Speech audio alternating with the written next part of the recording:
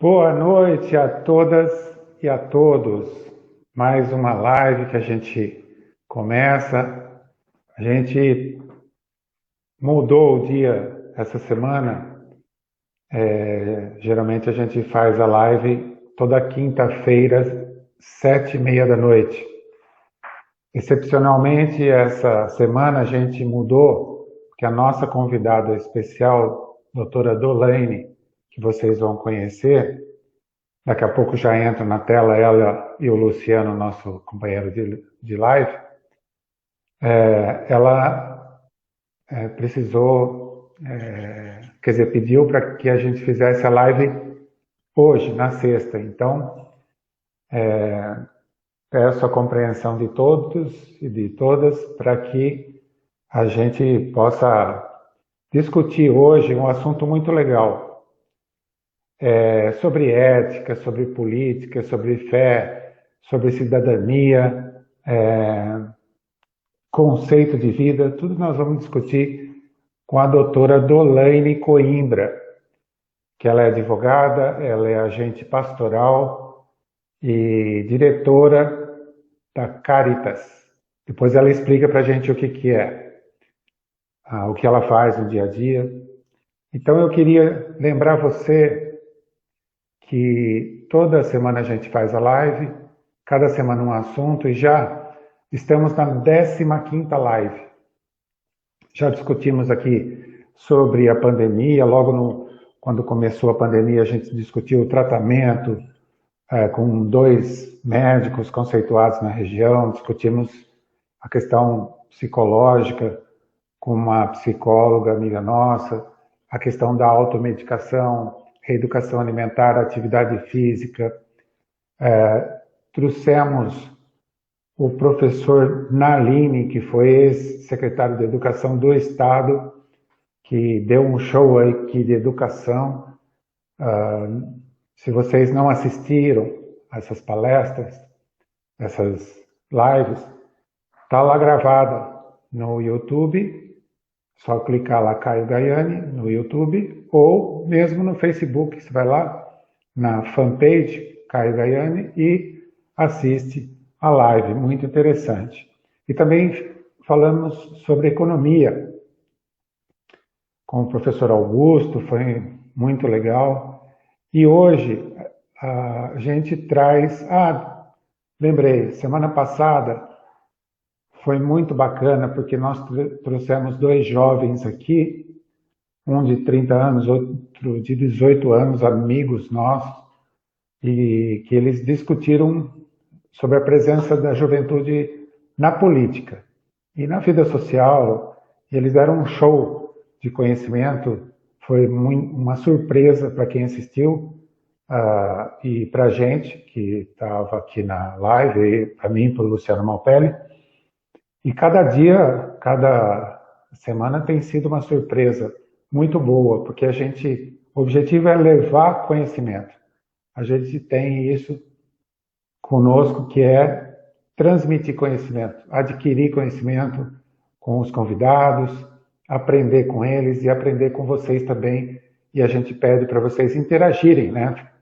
No meio aí, logo no início também, façam perguntas. E se não der para responder agora, a gente responde depois, mas o objetivo é interagir.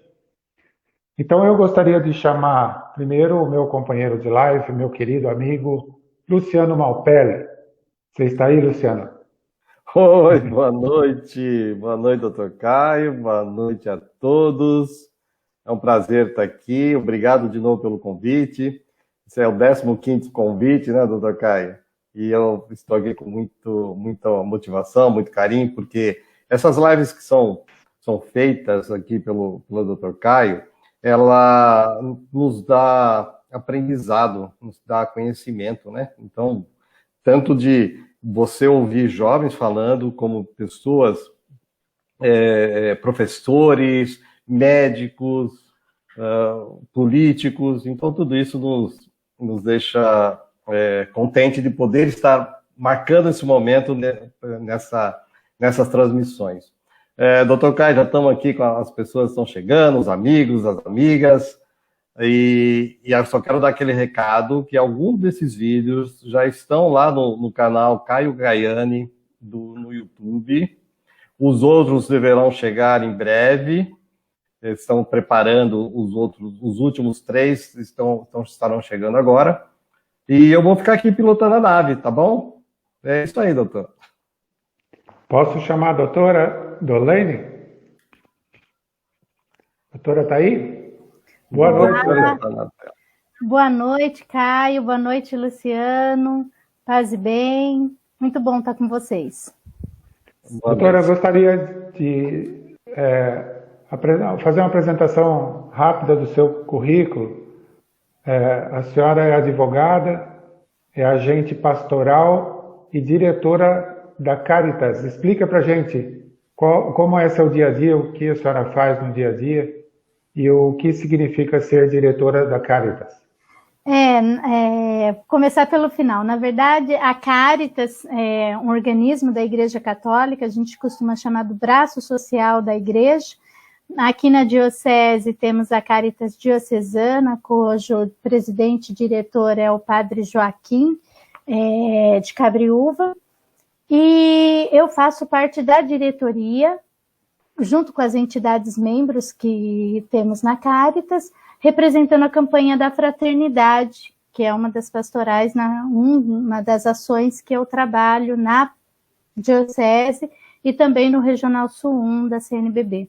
E representando a campanha da fraternidade, eu faço parte da diretoria como segunda secretária. Então, a gente chama segunda secretária diretora. Então, eu faço parte da diretoria da Caritas nesse triênio, no trabalho que estamos realizando até 2022.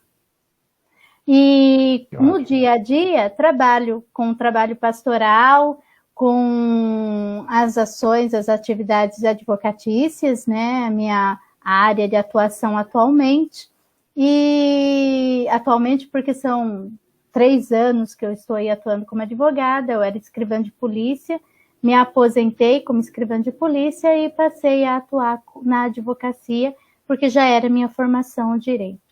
E contribuindo no que a gente pode com o bem comum, com uma sociedade mais justa e solidária, vamos trabalhando. Que ótimo. Na verdade, nós temos um amigo em comum, né, que é o Jacinto Damasio. Sim. Que me apresentou para você e a gente combinou essa live. Isso. O Jacinto, que também é da Pastoral Fé e Política, ele é atuante, né? Eu conheci o Jacinto mais ou menos uns 2 anos atrás, quando ele levava algumas demandas da sociedade lá, da comunidade, para que a gente pudesse resolver, dar um apoio, né? E realmente vocês fazem um trabalho brilhante para a sociedade. E eu gostaria de falar também que eu estou adorando esse curso que vocês estão dando online, toda quarta-feira, sobre política, né? Sobre fé e política. Tá muito bacana. Que bom, que bom. É um curso do Núcleo de Formação de Fé e Política, se você me permite, que eu estou hoje na Diocese como coordenadora do Núcleo de Formação de Fé e Política. Ele é um braço do Centro Diocesano de Formação para o Laicato, que tem as escolas de teologia, inclusive tem a de Itu, tem de Salto, tem a de Jundiaí, são 5 núcleos de teologia, um núcleo catequético e o nosso núcleo de formação de fé e política. E aí, com a pandemia, nós tínhamos lançado 2 cursos para esse ano, tivemos que suspender, né? E aí, suspendendo os 2 cursos, ficou aquela, e agora, o que a gente faz? E nos reinventamos.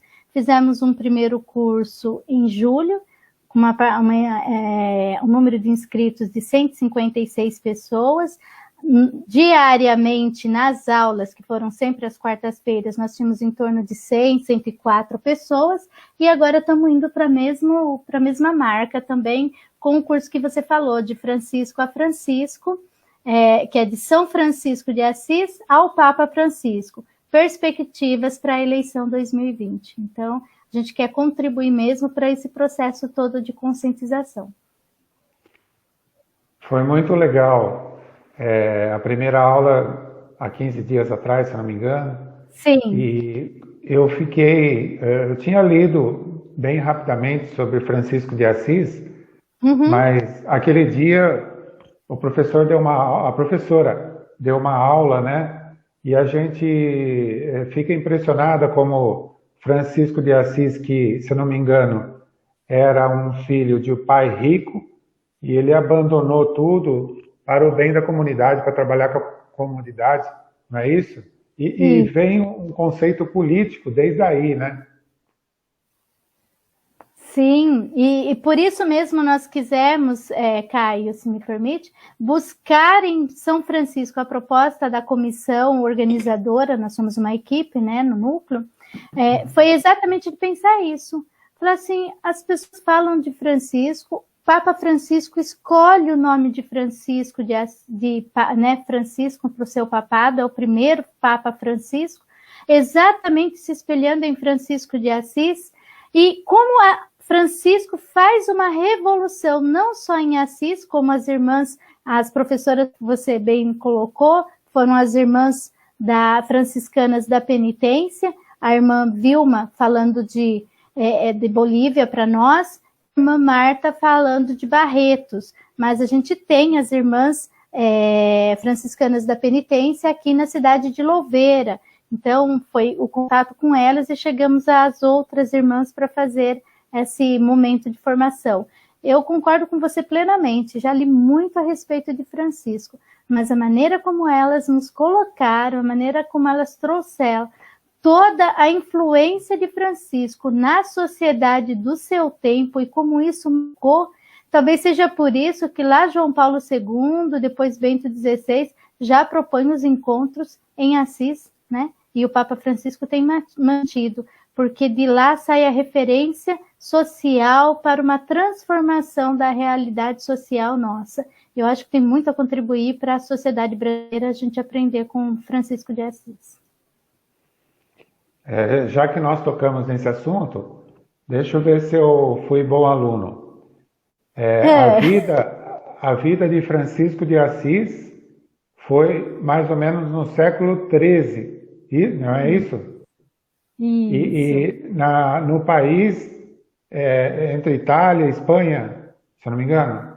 Isso, exatamente, ali na divisa, né? É a Itália, mas era uma divisão, né, que não existia plena como a gente conhece hoje, a geografia era outra. Mas exatamente, você está correto. E ele, só para repetir para quem está chegando agora, ele era filho de um pai rico, né, daquela época, e ele abandonou toda a riqueza para cuidar dos doentes, cuidar dos pobres, e essa foi a vida de Francisco de Assis. Muito interessante e serve como exemplo para as nossas vidas, as atitudes que ele tomou durante a vida dele, e isso está relatado, né, para a gente estudar. Sim, com certeza, viu, Caio? Você traz muito bem a proposta de olhar para Francisco como modelo de seguimento mesmo. O nosso fundamento é Jesus Cristo. Como cristãos, nosso fundamento é Jesus Cristo. Mas aí a gente vai olhando para pessoas que conseguiram traduzir nas suas vidas essa opção, esse fundamento. Porque falar, Jesus Cristo é meu fundamento, e deixar lá no plano,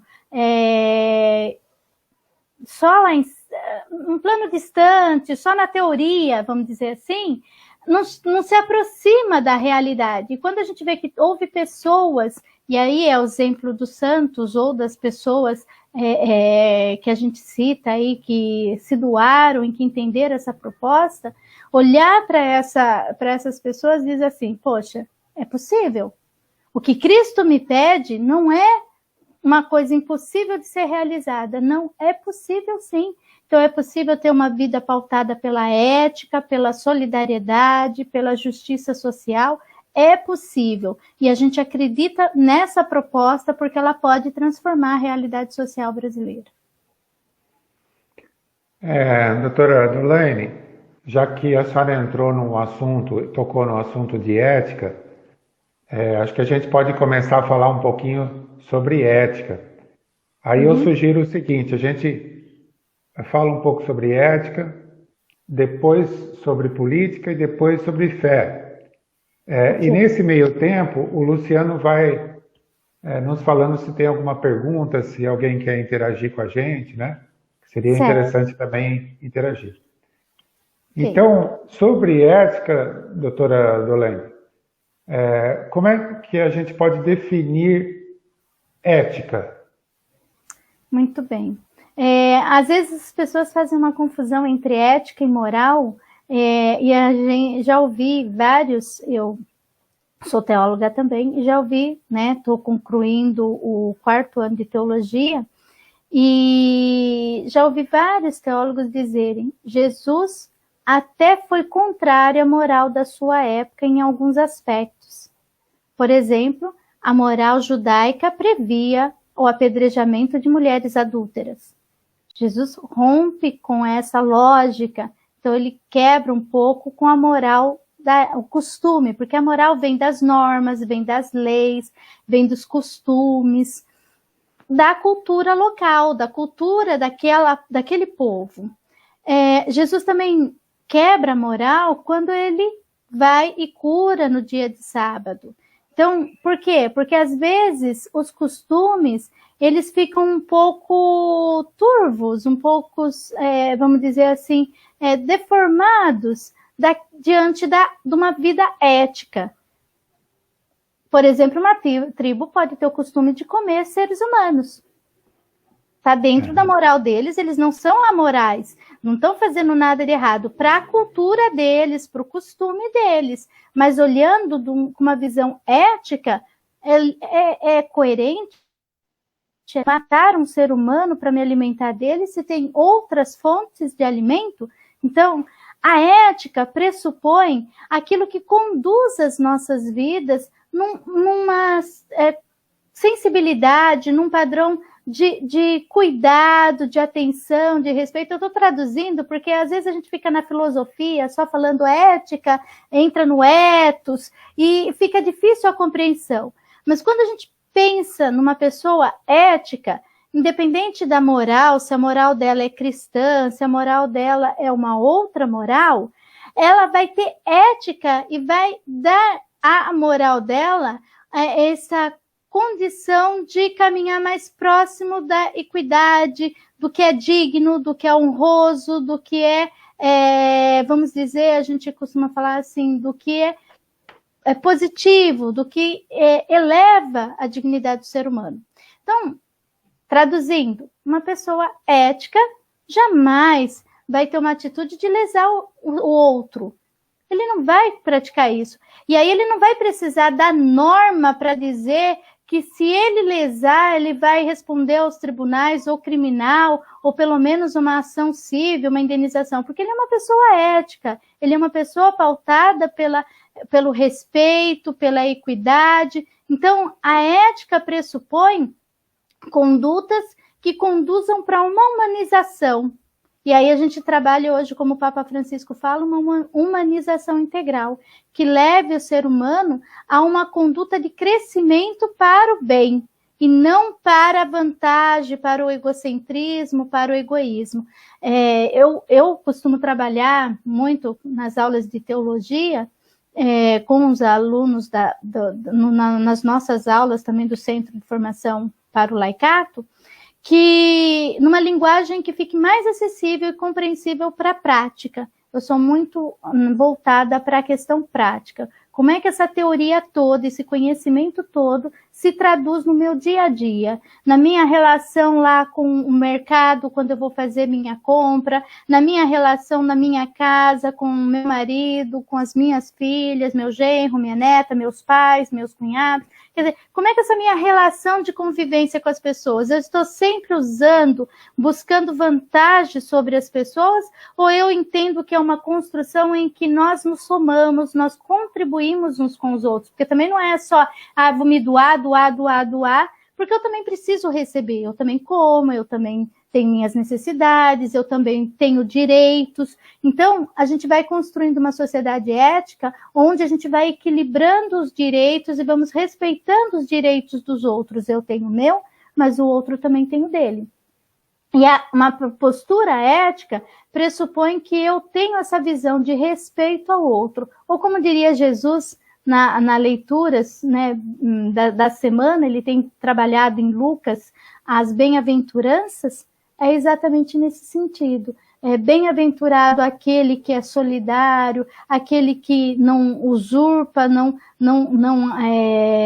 desrespeita a vida, aquele que é justo no que deve com as pessoas, né? Vai dizer, não durma o salário do teu empregado na tua casa. E aí muitas posturas éticas que vão nos dando essa dimensão de uma vida coerente com a dignidade minha e do outro. Isso é uma postura ética.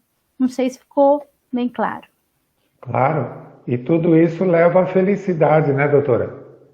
Com certeza. A verdadeira felicidade, né? Que não consiste no ter, mas no ser, no se elevar como ser humano, né? Eu queria entrar, doutor, desculpa, eu queria entrar nessa conversa. Fala, Luciano. Que é um conceito, quando eu dava aula de ética também, é aquele conceito muito básico, né, do doutor Caio e doutora Dolaine. É aquela pergunta, são as 3 perguntas básicas, né? Eu quero fazer isso, mas eu posso fazer? Posso, né? Quer dizer, eu quero fazer isso, eu devo fazer isso? Eu posso fazer isso? Então, o querer, normalmente, a resposta é sim. A reflexão, é o que a gente coloca, e você com maior propriedade, né, doutora? Pode nos esclarecer e acrescentar. A grande questão é, eu devo fazer isso? Porque poder eu posso. Eu posso roubar? Posso. Eu quero roubar? Quero. Mas eu devo fazer?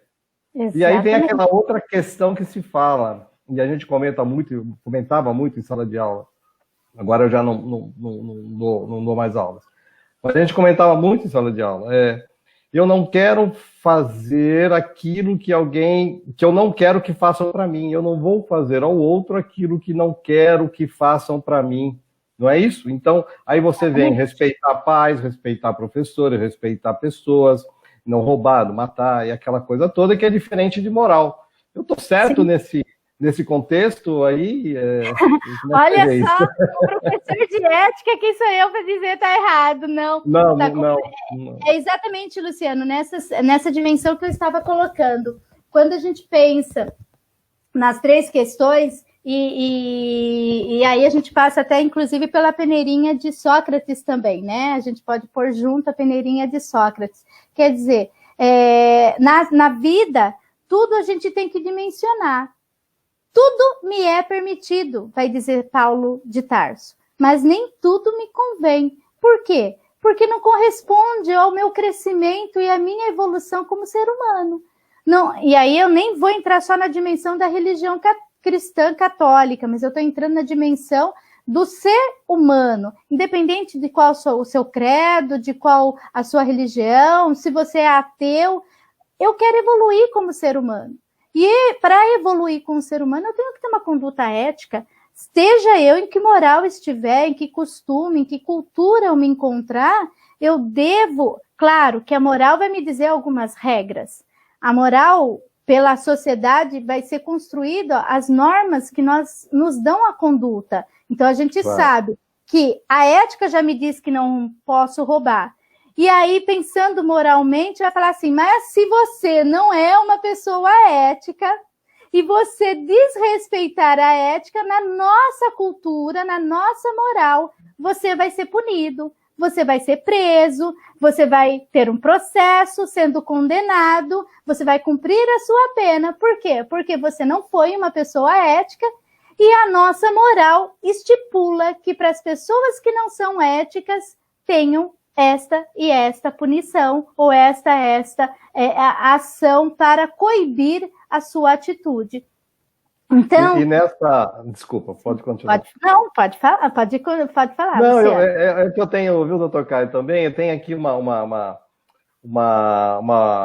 comentário, que não dá para colocar na tela agora, do nosso colega aqui, nosso amigo Caio Cristiano. Ele é uma pessoa que está sempre aqui com a gente, é um companheiro da gente aqui em todas as lives, ele participa bastante, e ele fala assim, nós sabemos, Dr. Caio, que nenhum cristão conseguiu descrever ética segundo Confúcio e Sêneca.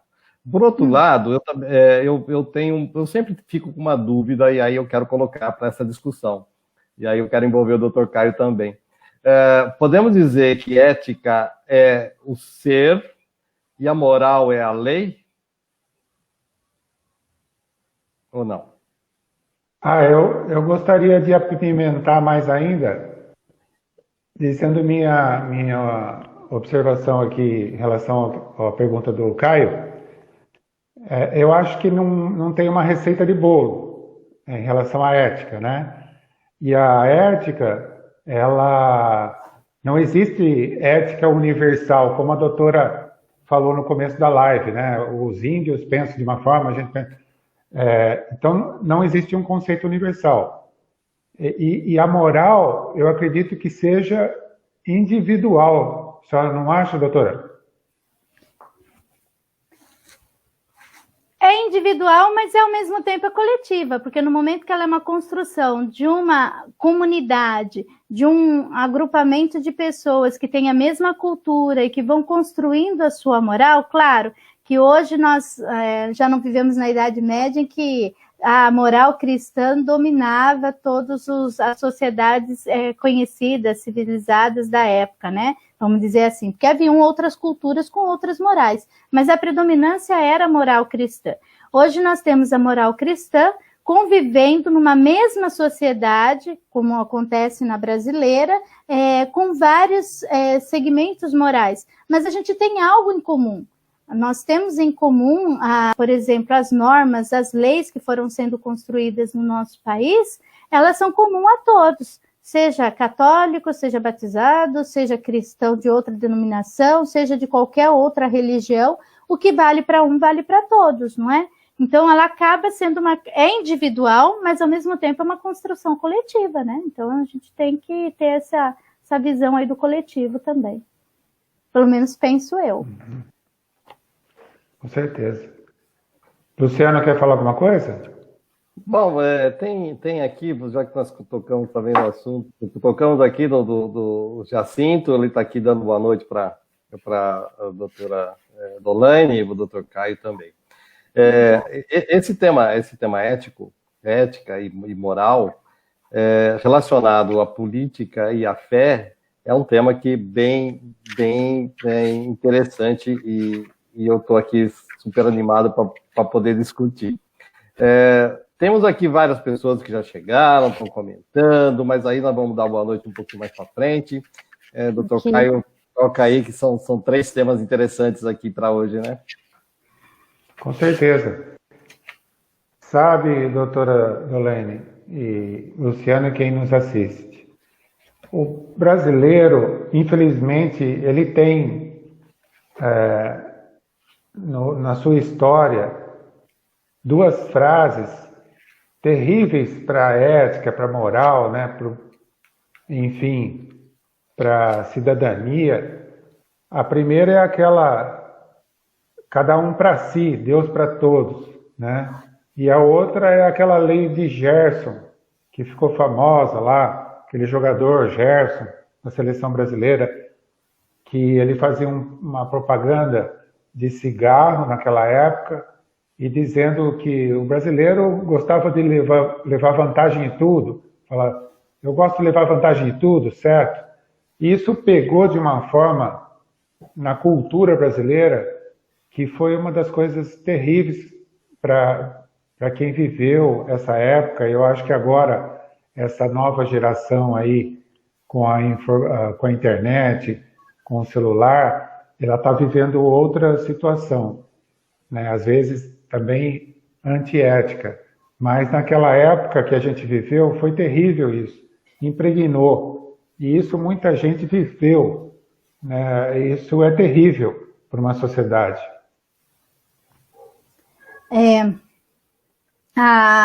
Eu costumo dizer assim, ter orgulho de ser brasileiro, como todos nós aqui. A garra, a dedicação, como o brasileiro tem o dom de se reinventar diante das situações. Nós, né, não somos tão jovenzinhos, não temos 10, 11, né, 18 anos. Vivemos alguns períodos da história brasileira que nos mostram quanto a gente conseguiu superar crises e quanto a gente conseguiu se reinventar na sociedade brasileira. Não sei se vocês concordam comigo com isso, mas eu faço essa leitura positiva. Por outro lado, como eu disse para você, né, Caio, eu já fui escrivã de polícia durante aproximadamente 25 anos, e nesses meus anos de polícia, a gente se depara nesse campo exatamente com a conduta não ética e não moral das pessoas, né? É a ruptura da ética que leva à ruptura com toda a proposta moral da sociedade brasileira. E aí, realmente, achado não é roubado. Aí eu falo, como assim achado não é roubado? Tá lá, furto de coisa alheia, de coisa achada alheia. Tá lá no Código Penal. 156, passa do 155, tá lá o artigo. E aí, quando você fala para a pessoa, sim, a sua obrigatoriedade é, ao encontrar aquele objeto, levá-lo ao posto de achados e perdidos, a uma delegacia, ao Correios. Você tem órgãos para você levar o que você encontrou e deixar. Se eu estou num terminal de ônibus, tenho achados e perdidos. Se eu estou no shopping, tenho achados e perdidos. Quer dizer, na loja, eu vou na gerência, tá aqui, eu achei. Se o outro vai entregar, aí o problema não passa mais a ser nosso, concorda? Eu fiz a minha parte. Mas o que é que as pessoas querem? Tirar vantagem em tudo. Achei esse celular. E o celular tem lá de quem é, dá para pegar, né, dos códigos. Quer dizer, é tão fácil fazer o levantamento de quem seja hoje. Mas olha que celular. Olha que geração, eu não tenho um desse. Foi Deus que me deu. Caiu do céu para mim, assim, o celular, entendeu? Caiu do céu, teu irmão perdeu. E quando você perde o seu? Você não gostaria que ele fosse restituído para você? Então veja como o individualismo é sempre o eu. O eu que me importa. Se eu achei o do outro, problema do outro, foi Deus que me deu. Deus é brasileiro. Deus está conosco. Deus cuida de tudo. Eu faço o meu e Deus cuida de todos nós. Foi Deus que me deu. Se eu perco, ai meu Deus do céu, me devolve. Ai meu Deus, eu rezo para as almas, eu faço promessa, eu faço minhas orações, eu clamo para que o meu bem volte. Mas quando é a minha vez de devolver o bem do outro, aí não, foi Deus que me deu. Então eu acabo fazendo de Deus como se ele fosse uma propriedade para me agradar da maneira que eu quero. Como se Deus estivesse ao meu serviço para sempre estar me dando vantagem na vida. Então, felizmente, isso pegou em todos os aspectos. Seja na fé, seja na política, seja no trabalho, seja na vida cotidiana. O que eu vou ganhar com isso? Qual a minha vantagem? O que eu levo? Bem colocado, Caio. Eu acho que está aí a dimensão da ética na prática, de pensar, sim, que às vezes a sociedade, como eu falei, tem muitas benesses. A gente olha para a sociedade brasileira, tem muito a elogiá-la, mas também temos que pôr a mão na consciência e falar assim, não. Eu costumo usar muito uma frase, daí a gente depois pode retomar quando falar de política, aquele ditado chinês, que todo o povo, toda a nação tem o governo que merece. Um ditado muito antigo, né? E quando aí uma pessoa fala para mim assim, mas meu prefeito é corrupto, mas o vereador é corrupto, e aí eu falo, mas quem foi que votou? Todo líder, todo o coordenador, aquele que está à frente, aquela liderança, ela é reflexo do povo. Se o povo for totalmente íntegro, se o povo for honesto, nós vamos ter só lideranças honestas. Agora, quando eu tenho, você já é da vida política aí, mais do que eu, na vida pública, né? Quando eu tenho colegas lá que não são tão éticos, eles foram votados, não foram, Caio? Quem os votou? Votou por quê? Por que colocou essas pessoas lá? Porque eu tive vantagem. Porque eu estou pensando no benefício, ou que eu já recebi, ou que eu vou receber. Ou não é? Alguma vantagem tem. Porque não, votei porque eu achei que ele era uma pessoa ética, era boa. Existe isso? Claro, você pode se enganar. Mas, na maioria das vezes, ou eu recebi uma vantagem antes, ou eu estou pensando numa vantagem posterior. E aí, não é nem ele é corrupto. Não, é a lei de Gerson aí que você falou, a vantagem.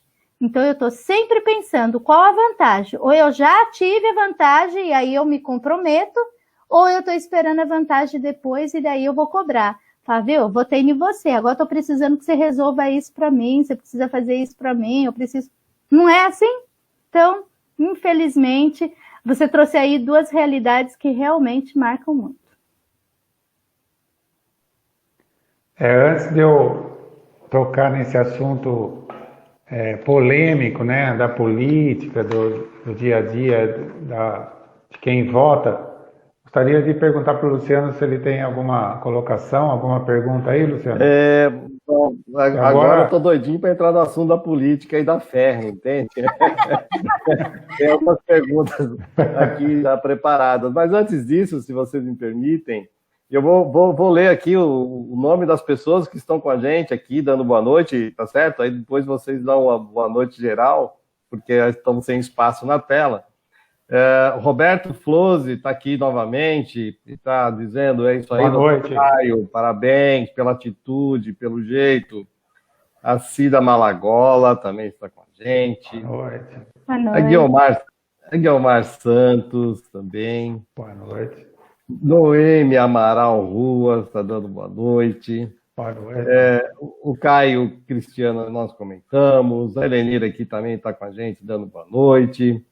De Cartapati está dizendo: sim. Oi, Caio, boa noite.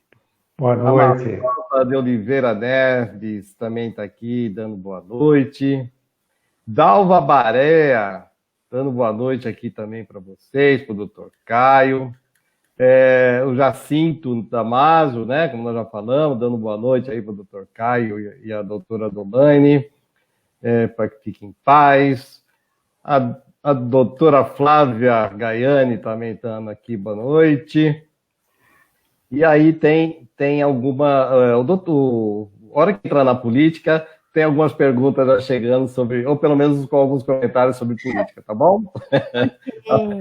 Fiquem à vontade, doutor Caio, você comanda aí a pauta.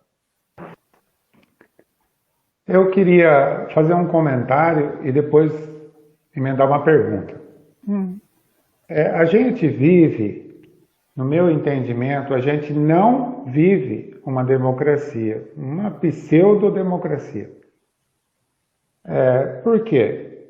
Primeiro, que a gente é obrigado a votar por uma democracia, como vamos supor, nos Estados Unidos. Vota quem quer. Segundo, a distribuição dos partidos, ela se faz de uma forma antidemocrática. Porque os partidos, que são em torno de 30 e poucos partidos que a gente tem no Brasil, os Estados Unidos tem 2 partidos. E a gente tem mais que 30.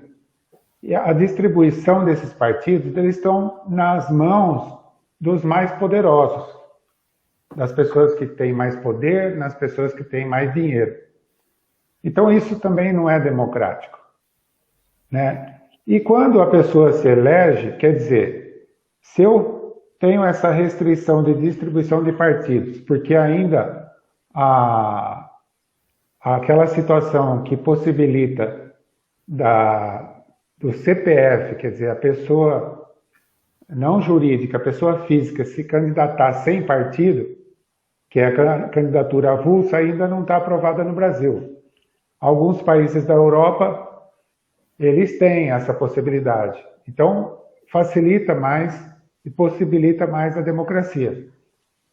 Mas no Brasil ainda não temos essa situação. Então a gente fica à mercê dessa situação, do meu ponto de vista, antidemocrático. E quando a pessoa se elege, vamos pensar numa Câmara dos Vereadores.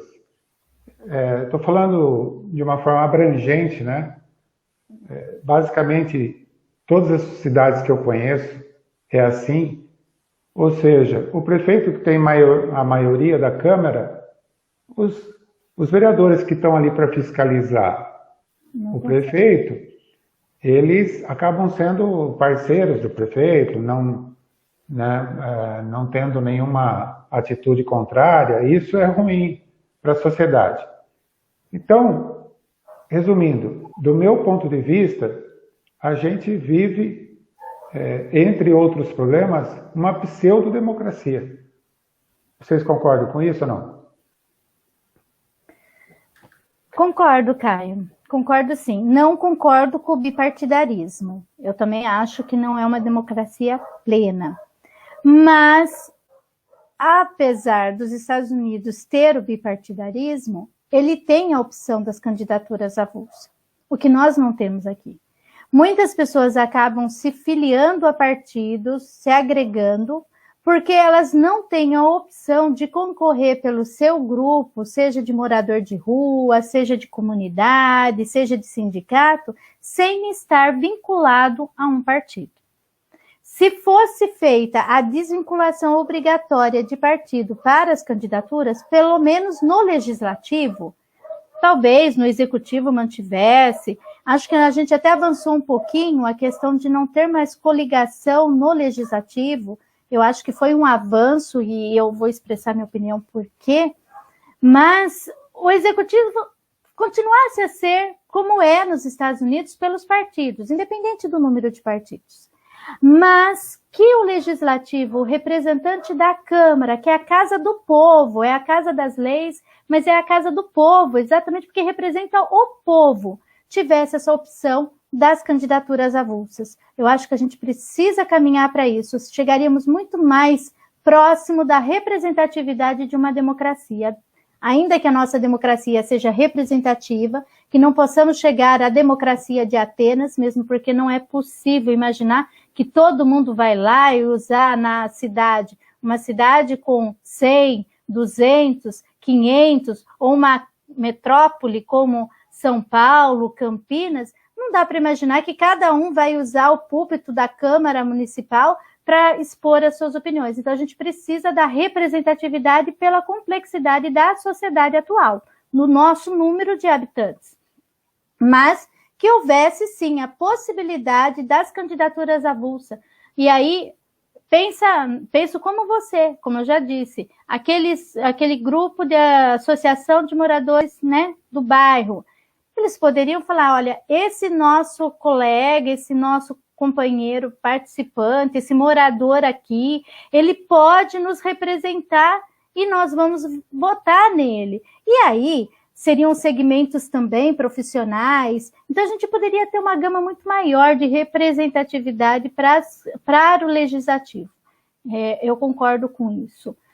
Outra questão que eu acho que você trouxe muito bem é a dependência que o legislativo, que deveria ser autônomo, totalmente independente, tem do executivo, exatamente por essa questão partidária. Então, eu ganhei pelo partido, eu apoiei aquele candidato, meu candidato se tornou o chefe do executivo, seja no municipal, estadual ou federal, mas a gente está aqui tocando mais no municipal porque as eleições são municipais, aí eu devo para com ele. Entra a própria cultura brasileira que a gente já tocou.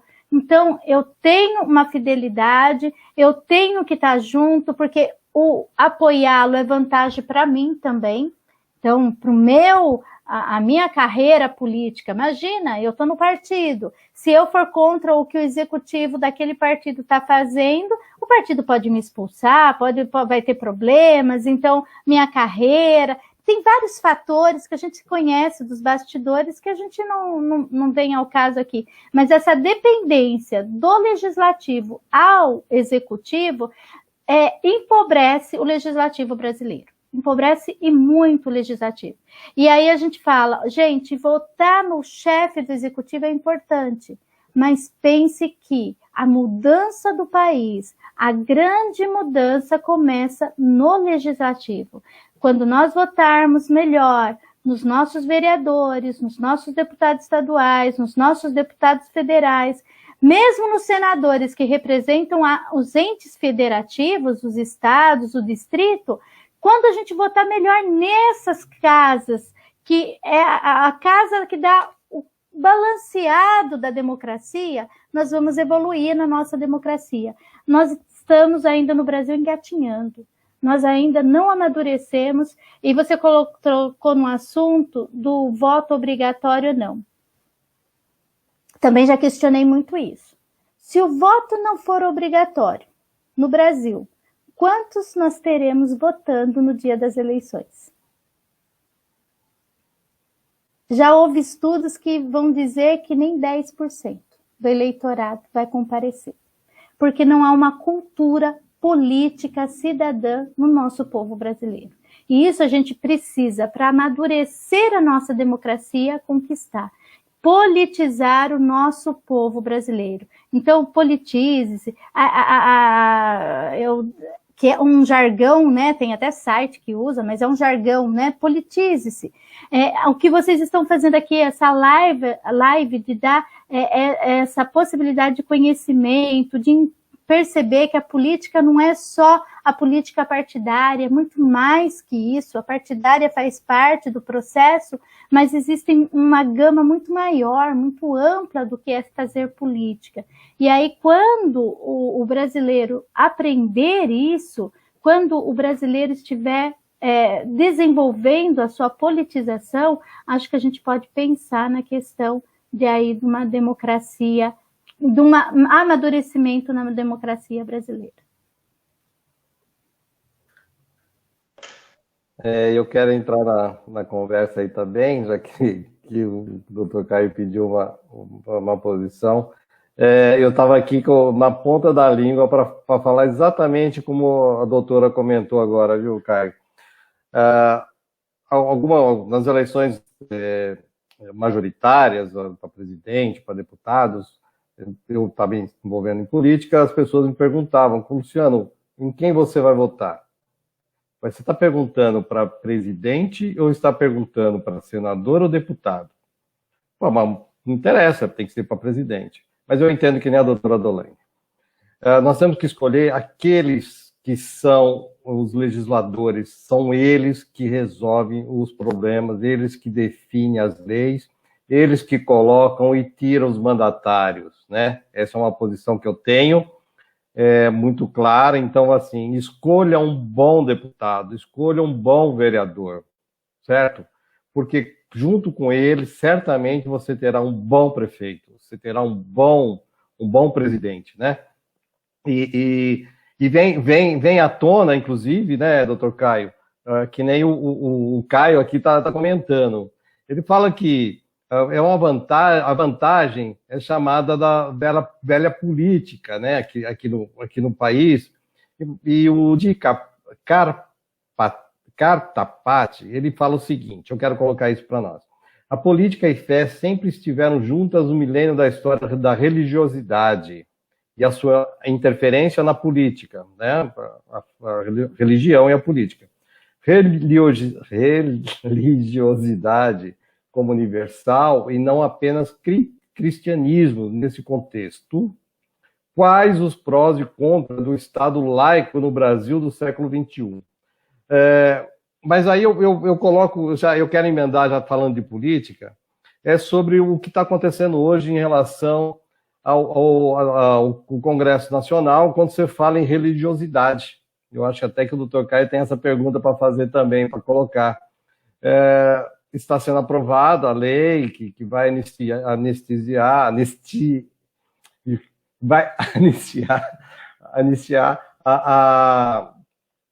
1 bilhão de reais, né? E já sabe que é muito mais, para as igrejas, não importa qual religião e tal, todas vão estar lá, mas também sabemos que quem mandou esse projeto de lei foi alguém ligado, um filho de um grande pastor ligado a uma grande religião, que é o que mais deve. E aí vem esse tema, a situação. O que eu quero perguntar, e eu faço uma pergunta para a senhora e uma pergunta para o doutor Caio, nesse tema. Doutora, como você vê a política religiosa num país que, como alguém comentou aqui, de um Estado laico, né? Que é obrigado a votar e tem aquele segmento. Então, como é que você vê essa política direcionada, e nós estamos falando religiosa, essa é a pergunta para a senhora e para o doutor Caio. Qual seria o papel, doutor Caio, de um deputado, de um político, num momento como esse? Vamos lá, doutora. Eu começo, então? Como é que eu vejo? Eu acho que lá você fez a pergunta anterior eu esqueci o nome do internauta, né, do participante, mas que dizia, assim, um Estado laico, mas que a gente tem essa influência e tivemos. Então, a influência durante toda a história política aí da civilização, nesses últimos 2 milênios, misturando religiosidade, a religião cristã e a política, então a fé e a política. E aí, talvez venha daí também um pouco a aversão quando a gente fala de fé e política na Igreja Católica para alguns segmentos, para alguns batizados. Então, clarear. Quando a gente fala da dimensão da fé e da política caminham juntos, nós voltamos lá na questão ética. Eu professo que eu tenho fé. Eu digo, sou de qualquer religião. Se eu pegar todos os livros sagrados de todas as religiões, eles vão ter condutas morais dentro das normas da sua religião, mas se nós mergulharmos, formar fundos nessas condutas, elas são éticas. Elas buscam a ética. E aí eu olho para a religião, ela me chama a ser uma pessoa ética. Então, quando eu penso em fé, a mesma prática que eu digo que eu tenho lá na minha igreja, no meu círculo religioso, no meu templo, no meu terreiro de umbanda, de quimbanda, de candomblé, quer dizer, aonde eu vivo a minha fé, eu sou chamado a viver essa mesma fé, essa mesma conduta ética que eu busco ter lá na minha comunidade religiosa, na minha comunidade social, no todo. Então, eu não sou da minha fé só quando eu estou lá no meu culto, só quando eu estou lá no meu encontro, na minha missa, na minha celebração. Não é lá que eu sou religioso, eu sou em todo lugar. E se eu sou em todo lugar, e a política é a arte de fazer o bem comum, e o que a religião preza é o bem comum, as duas coisas se casam. Então, quando eu vou para a política, e aí a gente até conversava antes de começar a live, se eu já tinha me candidatado, eu não, porque eu não me sinto vocacionada a fazer política eletiva. Mas admiro e apoio todo cristão ou todo religioso de qualquer denominação, ou mesmo toda pessoa cidadã do bem, que entende que a sua vocação para uma sociedade melhor, para a promoção do bem comum, é através da política partidária, da política eletiva, assumindo um cargo público. Mas isso não me exime de ser uma mulher política, de ser uma cidadã e de exercer a minha contribuição política para a nossa sociedade. Na minha vocação, como professora, como formadora, como orientadora daqueles que se sentem vocacional, ou daqueles que não entenderam nada de política ainda, como a grande maioria do nosso povo brasileiro que a gente vinha falando. Então, quando eu penso na fé, não é o pegar a religião e levar a religião para estar na coordenação, na presidência. Quando o ente assume, aquela pessoa assume o cargo público, ela não fala mais em nome da sua religião. A sua religião é dela e ela tem que praticar a ética da sua religião. mas ela fala em nome de um povo todo. Ela representa todo um povo. E aí, ela tem que pensar no bem comum. E bem comum é comum. Não é só dos católicos, não é só dos evangélicos, não é só dos espíritas. Então, tem esse fator. Quanto ao perdão da dívida, eu vou ser muito sincera, me decepcionou, sou muito contrária também. E digo assim, quem é católica sou eu. Se a minha igreja deve, quem tem que ajudar com o seu dízimo para pagar a dívida da minha igreja católica sou eu. Não é o evangélico, não é o espírita e não é o ateu, ou seja, qualquer religião que for. Cada religião, cada pessoa que opta por viver num... Se a gente opta por um clube, a gente não paga a mensalidade do clube? A gente não vai lá, precisa fazer uma... Condomínio, eu moro no condomínio, não tem as reuniões de condomínio? Olha, vamos ter que pintar o prédio, vamos ter que ver um condomínio de casas, loteamento fechado. A gente precisa fazer a jardinagem, vamos ter que pagar, não vamos? Quem tem que arcar? É aquele que entrou para o clube, que entrou para o time, que mora no condomínio. Assim deve ser também das religiões. Então, para mim, não tem que ter anistia. Tem anistia para a dívida da pessoa física? Está tudo perdoado, o CPF da gente, se a gente ficar devendo? Não, ao contrário, está lá, aí fazem hoje até uma análise de quanto você é uma pessoa pagadora corretamente, quanto você não é, ficou devendo, eles sabem de tudo. Se não tem anistia para o povo, para a população em geral, porque para o ente religioso vai ter anistia? Então, eu particularmente não concordei, tenho vários colegas que também não concordaram com isso, mas foi o legislativo que decidiu. E aí, decidiu, nos representam, decidiram por nós, pronto. Não é assim? Nessa linha, né, doutora e doutor Caio, nessa linha que você percebe, e aí você...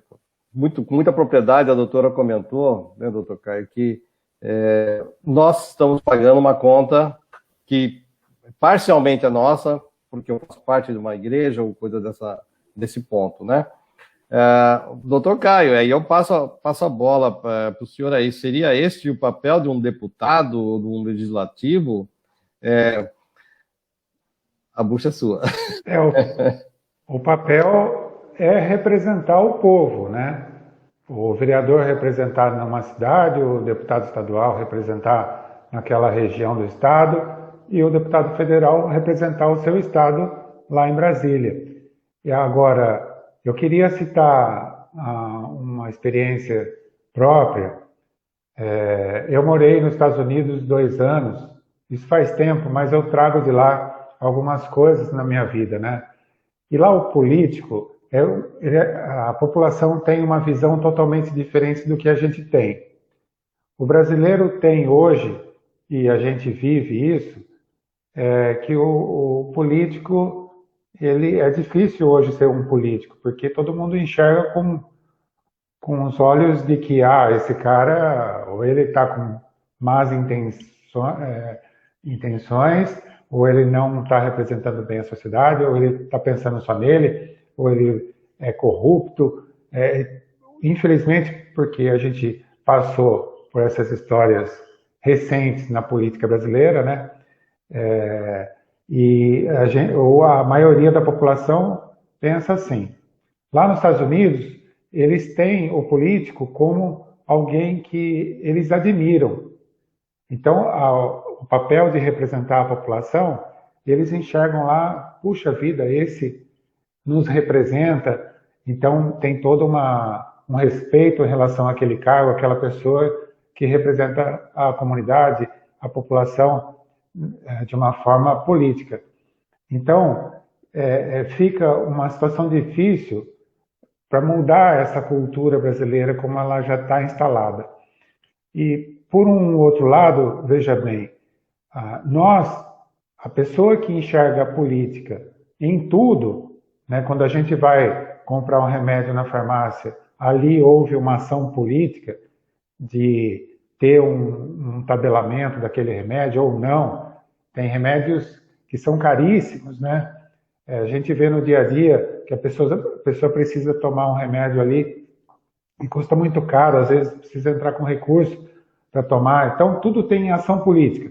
Quando a gente vai no posto de gasolina e o preço do combustível também tem uma ação política ali. Então, tudo, na nossa comida, olha o preço do arroz, como é que ele está agora. Houve uma ação política ali. Então, tudo são ações políticas no nosso dia a dia, né? Na escola do meu filho, na nossa conta de energia. E a pessoa que enxerga isso, ela vê que ela precisa batalhar e participar da política, senão ela vai simplesmente andar de carona e ela vai ser obrigada, ser obrigada a aceitar as coisas que os outros decidem. Então a gente tem que ser bem representado, a gente tem que eleger pessoas que vão nos representar naquelas cadeiras, seja a cadeira de um vereador, de um deputado estadual, de um federal, porque senão a culpa é nossa também, né? De eleger pessoas erradas e o Brasil não andar do jeito que a gente quer. Então tudo isso é muito complexo e é muito difícil ser político hoje, mas é uma batalha que a gente tem que enfrentar dia a dia, porque senão as coisas não melhoram. Bom, deixa eu. Aqui chegou. Vamos dar uma boa noite aqui para Bianca Garcia, que eu não falei o nome dela aí, tá? A Leni Alexandre também está aqui. A Eunice Lopes Arruda. E aí eu estou chegando aqui, deixa eu ver. No Jacinto, ele fala o seguinte: eu penso que as comunidades têm que estar no meio político como um bom cristão para fazer o bem. Ele continua: e os políticos têm que mostrar ser cristão para ser um bom mandatário com ética. Se você tiver uma fé em um ser, uma entidade, ou seja, como podemos colocar aqui, você vai fazer com amor, e fazendo com amor você vai representar. Eu acho que é isso que o Jacinto falou. Eu quero completar aqui também uma boa noite para Elisa Lopes. A Eunice, ela comenta, realmente não dá para misturar as coisas, não é isso? Então, e o Caio também o Caio Cristiano sempre participando aqui. Caio, não dá para colocar todas as questões aqui no mesmo tempo, né? Mas continua mandando. Aí a gente vai tentar fazer uma redução dos pontos. Eu queria colocar, nós estamos com 1h02, e eu queria voltar a falar entre fé e política, né? O papel do legislador muitas vezes se confunde com o papel do religioso para os leigos. Como o doutor Caio acabou de falar, a política ela está em todos os lugares. Então é comum hoje, né, diferente de antigamente, que era um pecado, hoje é comum você estar numa missa ou num culto e parte do tema ser política, falar de um político, ou dar referência a um político, ou defender uma tese política. Isso, pelo que o doutor Caio comentou, é uma prática comum. Agora eu pergunto para a doutora Dolaine, que é a nossa convidada, né? Vamos colocar lá na paredão. Doutora, a senhora não acha que existe um exagero? Porque às vezes a pessoa vai à igreja, ou vai ao culto, ou vai à igreja que seja, ou terreiro e tal, e as pessoas vão lá para se receber, se sentir bem, falar com Deus e tal. E aí o assunto política, como é um tabu um pouco interessante aqui para nós, o assunto política vem à tona. E às vezes leva, assim, 20 minutos da pessoa que está com o microfone na mão falando de política. Você não acha que está exagerado isso ou é impressão minha? Muito bem, Luciano. Eu acho que algumas ponderações, se você me permite. A primeira,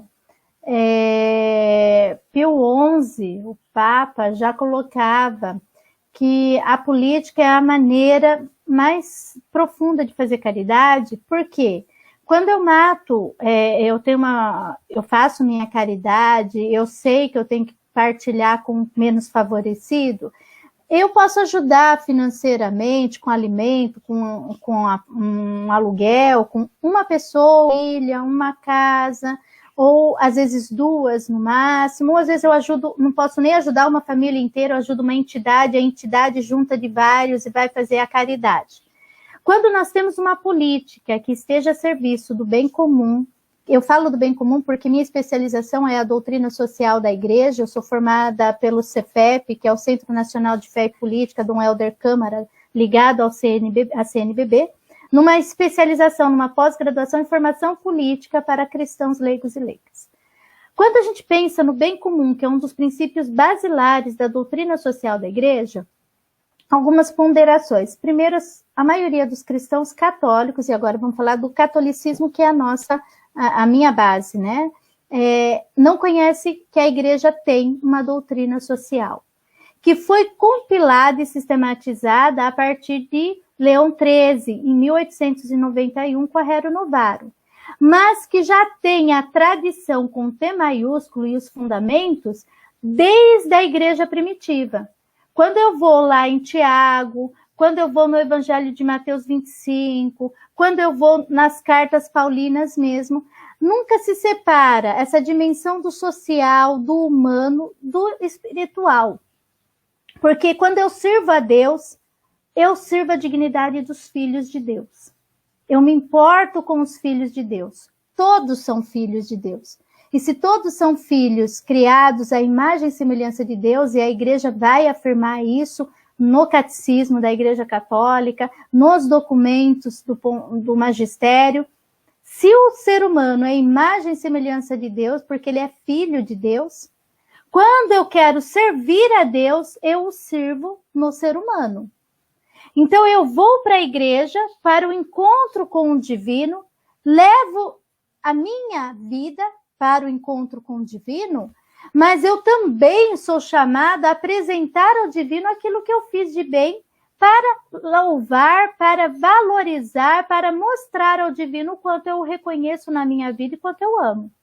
Então, essa é uma dimensão. Por isso que fé e política não se separam. Porque aí Pio XI vai dizer isso, São Paulo VI vai retomar isso, né? A caridade, a política é a forma excelente de fazer caridade, porque eu vou atingir muito mais pessoas, eu vou dar dignidade às pessoas na realização do ato político, e o Papa Francisco tem insistido nisso. E aí o Papa Francisco viralizou uma fala dele em que ele diz assim: a gente fala que a política não presta, mas será que não é porque os cristãos não se envolveram na política numa dimensão de transformação e de viver essa proposta evangélica? E ele não está dizendo político só o político eletivo, só o político partidário, ele está falando do povo cristão. Então nós somos chamados a nos envolvermos na política, porque como vai dizer Dom Pedro Causadáliga, bispo emérito de São Félix de Araguaia, que morreu, né, agora no mês de julho, tudo é política, ainda que o político não seja tudo. O ente político não é tudo, ele é uma dimensão da política, mas tudo é política, como o Dr. Caio já bem trouxe. Essa é uma questão. A outra, também acho, no momento em que eu vou lá para refletir, claro que eu vou fazer ligação, o presidente do culto, pastor, o padre na celebração, ele vai trazer aquela dimensão da leitura proclamada, né, anunciada, para o cotidiano, para o real, para como eu vivo a minha fé.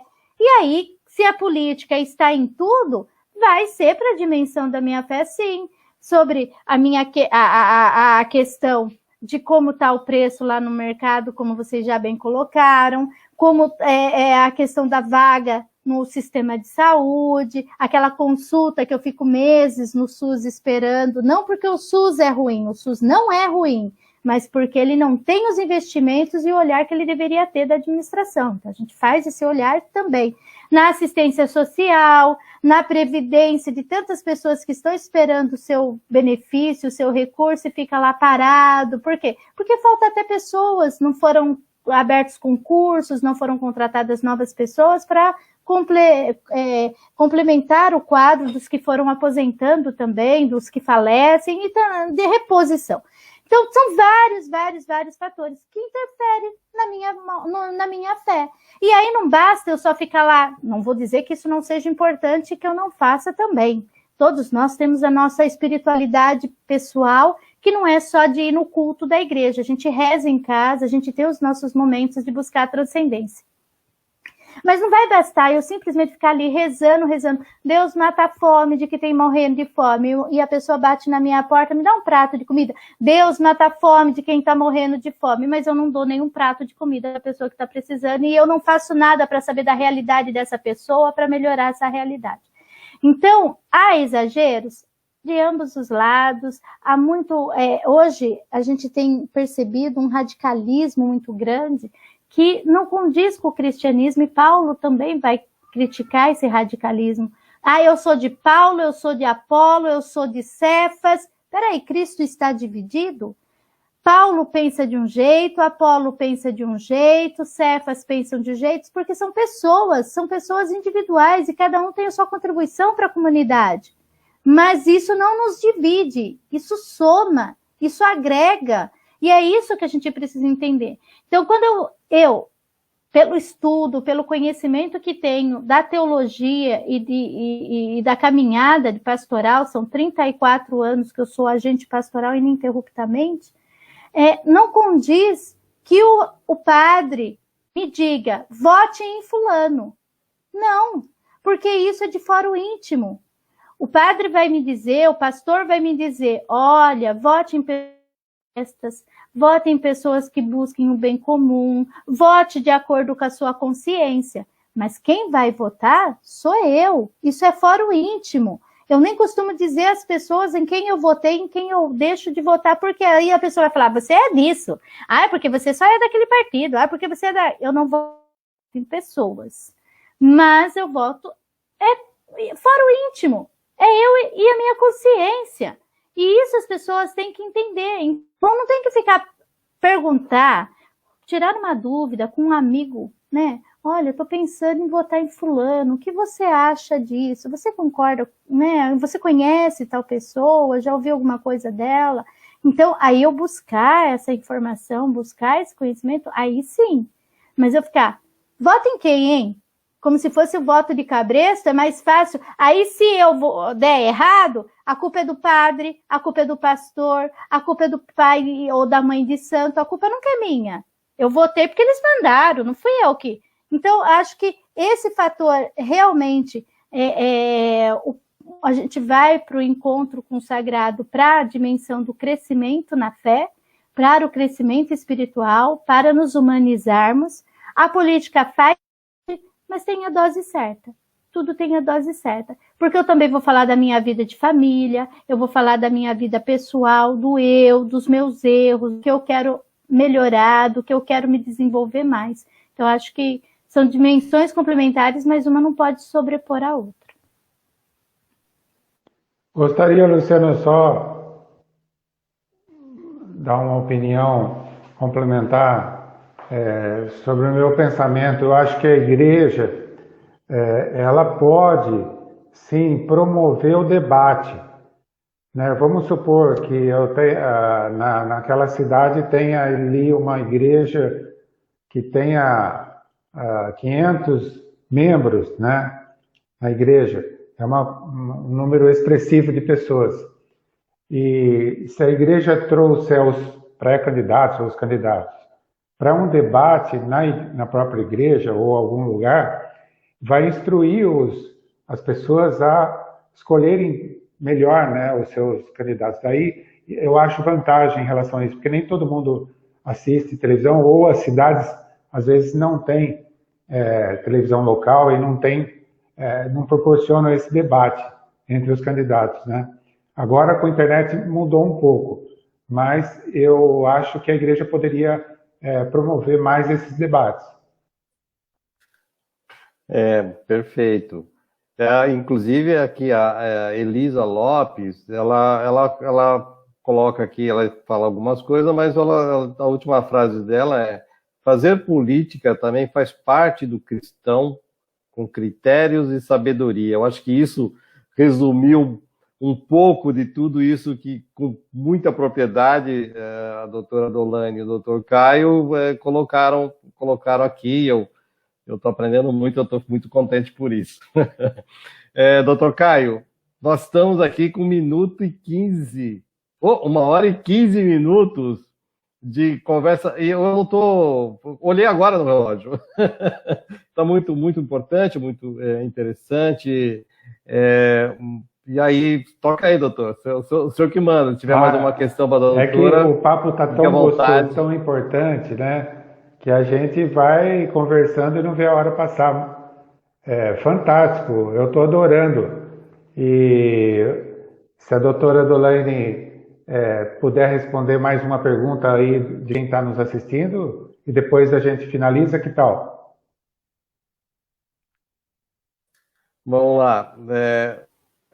Na verdade, são as perguntas, na verdade, com o tema não trouxe muitas perguntas, posso mas colocar uma, então? Tem alguns comentários, né? Sim, essa tendência da população de polarização, né? A gente sabe que o Brasil hoje está polarizado entre direita e esquerda. Quem é de direita detesta quem é de esquerda, e a sociedade se dividiu, a sociedade brasileira se dividiu politicamente entre direita e esquerda. A gente, fazendo uma análise, a gente costuma ver que tem uma tendência da população a pensar de uma forma polarizada. Por que será que isso acontece, doutora Dolane?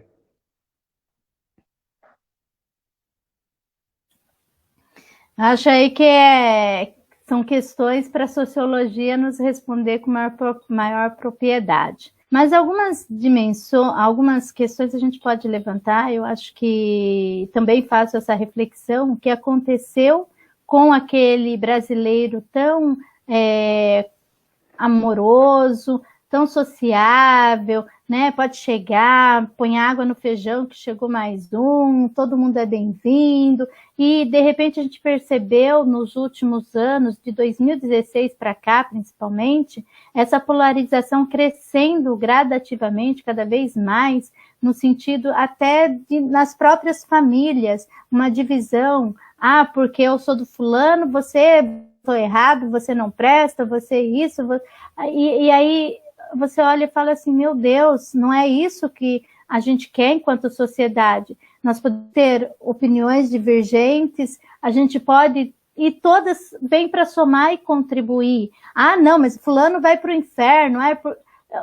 Gente, a gente não conhece nem a própria doutrina, a gente tende a generalizar por siglas e não pelas condutas éticas. Então, a palavra de Deus é muito clara. O que é pecado, o que é que nos leva para o inferno, vamos dizer assim, né?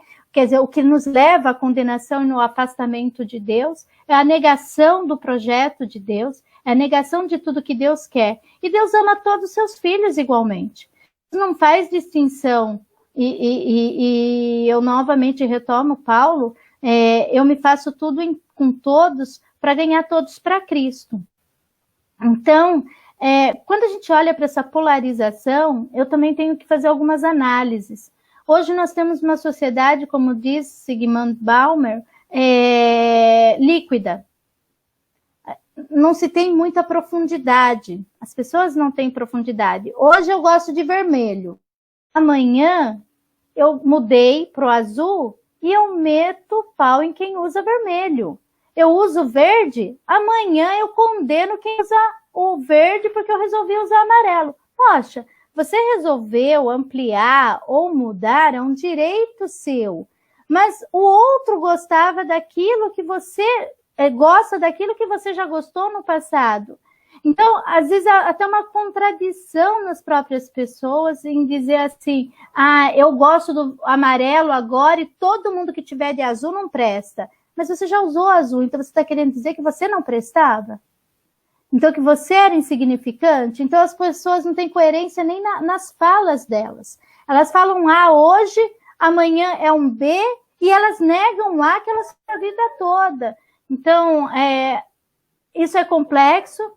Também a questão de uma busca do eu encontrar, e para me valorizar, eu tenho que subjugar o outro. Então, é uma busca exacerbada, uma ganância pelo eu, que anula todo o outro que tiver no meu caminho para me realizar no meu eu, porque eu tenho que ser feliz. Eu não estou dizendo que não tenhamos, que não nascemos para ser felizes, mas eu sou feliz com o outro faz parte disso. Aí voltar lá no Papa, em São Francisco de Assis, né? Eu me realizo a partir do momento que eu sou solidária ao outro, que eu estou somando com o outro.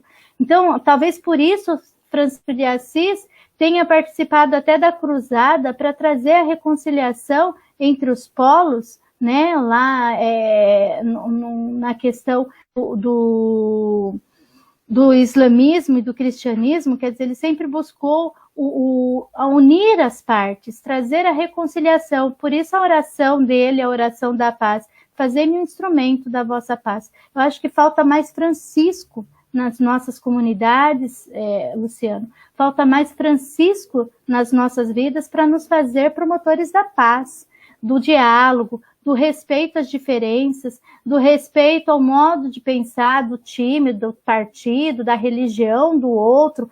Só o meu presta, o do outro não presta. Quando eu falo que é tão bonito, e aí eu faço uma valorização do legislativo. Quando eu vou para a Câmara, e eu sempre fiz muito acompanhamento da Câmara de Vereadores no município de Várzea, e eu vejo que há os embates de opiniões.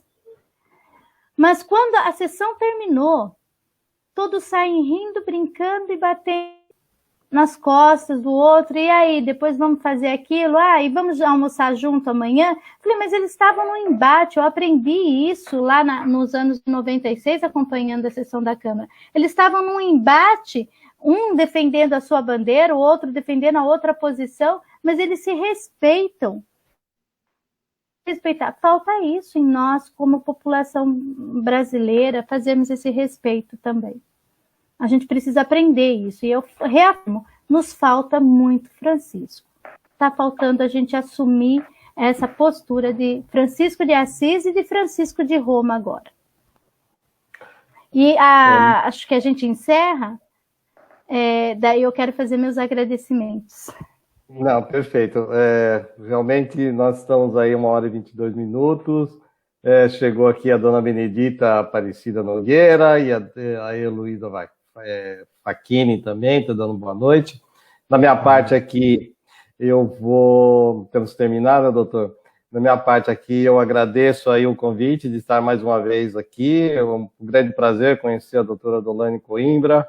É um aprendizado, uma cultura, uma forma fácil de explicar, e isso sempre enaltece. Eu costumo dizer que quando eu conheço alguém, a minha medição eu sair aprendendo alguma coisa, sim, então valeu. Então, para mim, valeu estar aqui conhecendo a doutora Adolane também. E aqui, ó, a Cristiane, o Emerson Cury, bom, enfim, o pessoal está chegando, mas nós estamos saindo, então eu deixo para o doutor Caio e para a doutora Adolane os finais, tá? Fiquem todos com Deus, muito obrigado e boa noite a todos. Boa noite, Luciano, obrigado. Quem está chegando agora, não deixe de assistir essa live depois, porque, olha, batemos o recorde, 1h23, sinal que foi muito boa a live, a conversa foi muito boa e rolou bastante tempo. Doutora Adolane, não sei como agradecer você ter aceito esse convite. Realmente a gente aprendeu muito com a senhora. Espero que volte outras vezes, que eu tenho certeza que as pessoas vão pedir. Muito obrigado mesmo. Caio, eu que agradeço também ao Jacinto, que nem respondi o boa noite, estava com o microfone fechado, falei boa noite, Jacinto. Permitido, né? Nós nos conhecemos através desse contato do Jacinto. Agradeço muito a oportunidade de estar contribuindo em nome da Pastoral Fé e Política da Diocese de Jundiaí, do Dr. Rodrigo Mendes Pereira, que é o nosso coordenador diocesano, de estar aqui em nome do Núcleo de Formação de Fé e Política do Amaury Castanho, que quer ser um canal também de formação política para os cristãos, não só os católicos, mas para todas as pessoas que quiserem estar conosco, né, de forma gratuita aí nas nossas formações aí na Diocese de Jundiaí. A oportunidade na simplicidade, naquilo que a gente vive, naquilo que a gente acredita, experiencia no dia a dia. Agradeço muito, muito a oportunidade. Deus abençoe todos vocês e vamos que vamos. Obrigado. Boa noite. E boa noite a todas e a todos. Até mais.